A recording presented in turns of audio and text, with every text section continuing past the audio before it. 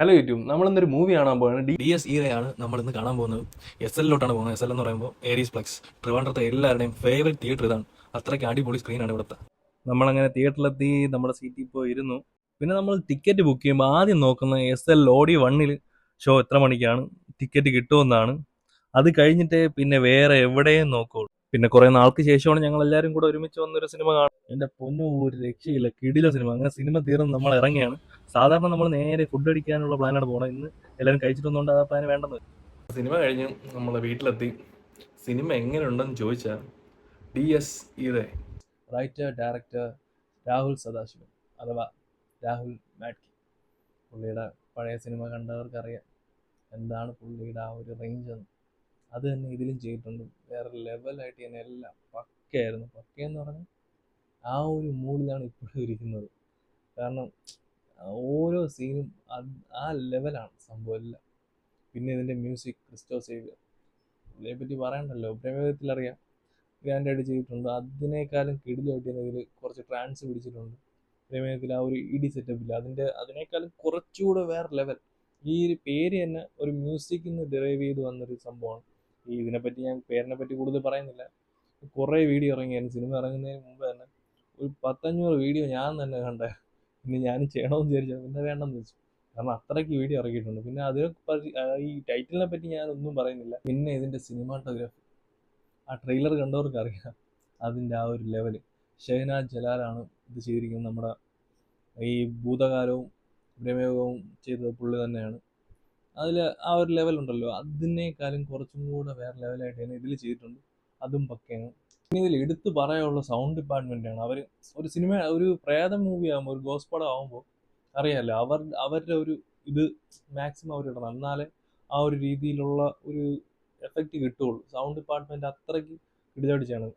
അവരുടെ പേര് ഞാൻ ഓർക്കുന്നില്ല, പക്ഷെ അവർക്കൊരു പ്രത്യേക ഒരു ഇത് കൊടുക്കണം. അത്രയ്ക്ക് കിടിലമായിട്ട് ആ സൗണ്ട് ഡിപ്പാർട്ട്മെൻറ്റ് കിടിലമായിട്ട് ചെയ്തിട്ടുണ്ട്. ഈ സിനിമ ആ ഒരു ലെവലിൽ എലിവേറ്റ് ആവാൻ കാരണം മെയിൻ അവരാണ്.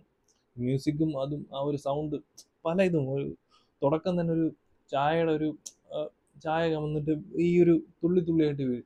അതിൻ്റെ എഫക്റ്റ് വരുമ്പോൾ തന്നെ നമ്മൾ ആലോചിക്കണം, ഇതിൻ്റെ സൗണ്ട് ആരാ ചെയ്തത്. കുറച്ച് പേരുണ്ട്, എല്ലാവരും പേര് ഞാൻ പറയുന്നില്ല, പക്ഷെ ഒന്ന് കയറി നോക്കിയത് കാണാൻ പറ്റും. നെറ്റിൽ എവിടെ അടിച്ചാലും കാണാൻ പറ്റും. അപ്പോൾ അത് നോക്കുക, പക്കയായിട്ട് ചെയ്തിട്ടുണ്ട്.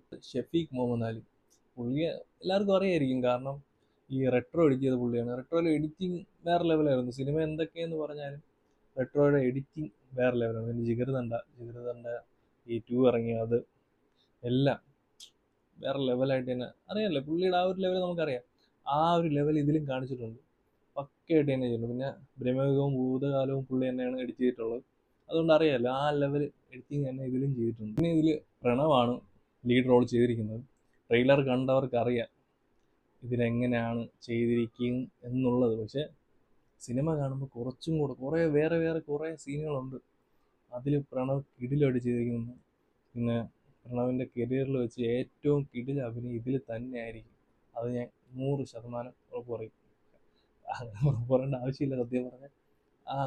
ഇങ്ങനെ പെർഫോം ചെയ്യാൻ പറ്റിയ വേറെ സിനിമയൊന്നും ഇല്ലായിരുന്നു. ഇപ്പോഴാണ് പുള്ളിക്ക് ഇത്രയും ഒരു കിടില സിനിമ കിട്ടി. പിന്നെ ഇത് വേറൊരു കാര്യം പറയുകയാണെങ്കിൽ, ഇതിൻ്റെ ഒരു പോസ്റ്റർ വന്ന സമയത്ത് നമ്മൾ നമ്മുടെ ബ്രഹ്മയുഗത്തിൻ്റെയും ഭൂതകാലത്തിൻ്റെയും ഡയറക്ടർ ഒരു പടം ചെയ്യാൻ പോകുന്നു. അപ്പം ഒരു പുതിയ നടനെ വെച്ച് ചെയ്യുന്നുള്ള രീതിയിൽ അങ്ങനെയല്ല, പോസ്റ്റർ വന്നു. ഞാൻ പുതിയ നടൻ വല്ല ആയിരിക്കും. അങ്ങനെ പെട്ടെന്ന് നോക്കിക്കൊണ്ടിരുന്നപ്പോഴാണ് പ്രണവ് മോഹൻലാൽ. അടിപൊളി. പെട്ടെന്ന് ഞാൻ എൻ്റെ ഫ്രണ്ട്സിനൊക്കെ ടക്കിനെ അയച്ചിട്ട് ചോദിച്ചിട്ടേ ഇതാരെന്ന് മനസ്സിലായ. എല്ലാവരും ആർക്കും പിടിയിട്ടില്ല ഇത് പ്രണവാണ്. പിന്നെയാണ് അവരെല്ലാവരും നോക്കിയിട്ട് ഇത് പ്രണവാണ് ആ ഒരു രീതിയിലുള്ള ഒരു കുറേ സംഭവങ്ങൾ ഇതിനിടയിലുണ്ടായി. എന്നുവെച്ചാൽ നമുക്ക് ഫസ്റ്റ് കാണാൻ മനസ്സിലാവാത്ത ഇത് പ്രണവ് തന്നെയാണ്. ആ രീതിയിലുള്ള ഒരു ഇതിലാണ് പോസ്റ്ററൊക്കെ വന്നത്. സിനിമയിലും അങ്ങനെയാണ്. പുള്ളി മൊത്തത്തിൽ ട്രാൻസ്ഫോമായി. ഈ ഒരു ക്യാരക്ടർ റോഹൻ എന്നൊരു ക്യാരക്ടറിലോട്ട് പോയ രീതിയിലുള്ളൊരു ആക്ടിങ് തന്നെയായിരുന്നു. പിന്നെ ജിബിൻ ഗോപിനാഥ്, പുള്ളിയും കിടിലായിട്ട് അഭിനയിച്ചിട്ടുണ്ട്. പുള്ളിയുടെ നന്നായിട്ട് സംഭവം. പുള്ളിയും ഇതിലാണ് കുറച്ചും കൂടെ ഒരു നല്ലൊരു രീതിയിലുള്ള ക്യാരക്ടർ പക്കയായിട്ട് ചെയ്യുന്നത്.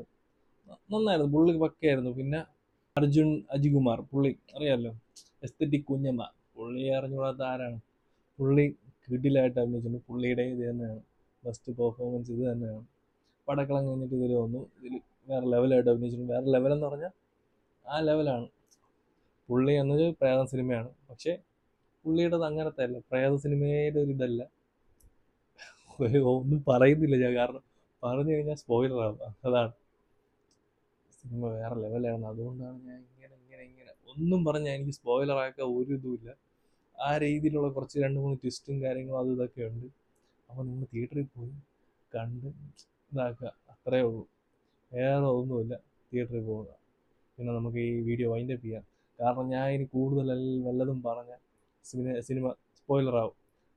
വേറൊരു ഇതെന്ന് വെച്ചാൽ ഞാൻ ഇപ്പം നേരത്തെ എന്ന് പറഞ്ഞാൽ ഞാൻ ഒരു ഇതൊക്കെയാണ് നമ്മുടെ സിനിമ ഇറങ്ങി തുടങ്ങി രാവിലെ, നമ്മൾ രാത്രിയാണ് എപ്പോഴും സിനിമ ബുക്ക് ചെയ്യാറ്. അപ്പോൾ രാവിലെ ആകുമ്പോൾ രാവിലെ ഒരു 10 മണി 11 മണിക്കകത്ത് എന്തായാലും റിവ്യൂ വരും. 11 മണി ഒരു 12 മണിക്കകത്ത് റിവ്യൂകൾ വരും. അശ്വിൻ ഗോപി, ഷെസാൻ, അങ്ങനെ എല്ലാവരും റിവ്യൂ ഇടും. റിവ്യൂ ഇടുമ്പോഴേക്കും എന്ത് ചെയ്യും, നമ്മളിത് കാണുമ്പോഴേക്കും മൊത്തം സ്പോയിലറാണ്.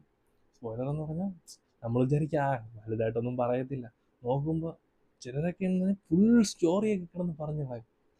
എൻ്റെ പൊന്നോ, ഇത് പറയാൻ. അതുകൊണ്ട് ഇപ്പം ഞാൻ മാക്സിമം റിവ്യൂ ഒഴിവാക്കാറാണ് പതിവ്. സിനിമ കണ്ടു കഴിഞ്ഞിട്ട് നേരെ പോയി റിവ്യൂ ആണ്. റിവ്യൂ കാണുമ്പോഴുള്ള വേറെ സീൻ എന്ന് വെച്ചാൽ പല സിനിമയും ഞാൻ വേറെ സീൻ എന്ന് വെച്ചാൽ നേരത്തെ പല സിനിമയും ഞാൻ റിവ്യൂ കണ്ടിട്ട് കാണാൻ പോകാതിരുന്നിട്ടുണ്ട്. പലരുടെയും റിവ്യൂ കണ്ടിട്ട് സിനിമയൊക്കെ കാണേണ്ട ആവശ്യമില്ല, വെറുതെ പോയി പൈസ കളയേണ്ട ആവശ്യമുണ്ട്. പക്ഷേ OTT വന്നിട്ട് കണ്ട് എനിക്ക് നല്ല ഇഷ്ടപ്പെട്ട പല സിനിമകളുണ്ട്. അതിൽ ഒന്നാണ് റായൻ. ഇതിനകത്ത് ഭയങ്കര ബോറെന്നൊക്കെയാണ് പലരും പറഞ്ഞത്. പക്ഷേ സിനിമ കിടിലാണ്. ക്യാപ്റ്റൻ മില്ലർ അതും അങ്ങനെയാണ്. അതും ശോകം സിനിമ എന്നൊക്കെ പറഞ്ഞാൽ അതും കിടിലായിരുന്നു. അങ്ങനെ കുറേ സിനിമകളുണ്ട്. ചിലതൊക്കെ എനിക്ക് കാണുമ്പം നമ്മൾ OTT അല്ലെങ്കിൽ എവിടെയെങ്കിലും എഴുതി കാണിക്കുമ്പോഴാണ് റിവ്യൂവിൽ എന്ത് ശോകം എന്ന് പറഞ്ഞാൽ നമ്മൾ സിനിമ കണ്ടപ്പോൾ അത്രയ്ക്ക് കിടിലമാണെന്ന് പറഞ്ഞിട്ട്, പിന്നെ റിവ്യൂവിൽ കിടിലമാണെന്ന് പറഞ്ഞിട്ട് സിനിമ കാണാൻ പോയപ്പോൾ ശോകമായ പടങ്ങളും ഉണ്ട്. അതുകൊണ്ട് നിങ്ങൾ എന്നെ പോയി കാണുക. പടം കണ്ടിട്ട് വന്ന് നിങ്ങളുടെ അഭിപ്രായം കമൻറ്റ് ചെയ്യുക. അതാണ് നല്ലത്. അല്ലാതെ ഇപ്പോൾ ഇപ്പം എൻ്റെ ഒപ്പീനിയനാണ്. ഇപ്പോൾ എനിക്ക് ഈ സിനിമ ഇഷ്ടപ്പെടാത്തത് എൻ്റെ ഒപ്പീനിയനാണ്. ഈ നേരത്തെ തന്നെ ഡൂഡ് സിനിമ ഇറങ്ങി, അതെനിക്ക് ഇഷ്ടപ്പെട്ടു. കാരണം അതിലെ കോമഡിയൊക്കെ കിടിലം കോമഡിയാണ്. പോയിരുന്ന് ചിരിക്കാൻ പറ്റിയ സിനിമയാണ്. ചിരിച്ച് മരിക്കാൻ പറ്റും. പക്ഷേ പലർക്കും അത് ഇഷ്ടപ്പെട്ടില്ല. പലർക്കും എന്ന് പറഞ്ഞാൽ കുറേ പേർക്ക് ഇഷ്ടപ്പെട്ടില്ല. പക്ഷേ ആ സിനിമ ഇപ്പോഴും ഓടുന്നുണ്ട്, ക്ലിക്കായിട്ട് ഓടുന്നുണ്ട്. പല ആൾക്കാർ നന്നായിട്ട് കയറുന്നുണ്ട്. ഇപ്പോഴും ടിക്കറ്റ് ഫുള്ളാവുന്നുണ്ട്. അതുകൊണ്ട് പറയാൻ പറ്റില്ല. ചിലർക്ക് ഇഷ്ടപ്പെടാം, ചിലർക്ക് ഇഷ്ടപ്പെടാതിരിക്കും. അത് അവരുടെ ഒപ്പീനിയനാണ്. അതുപോലെ ഞാൻ എൻ്റെ ഒപ്പീനിയൻ പറയുന്നു. അത്രേ ഉള്ളൂ.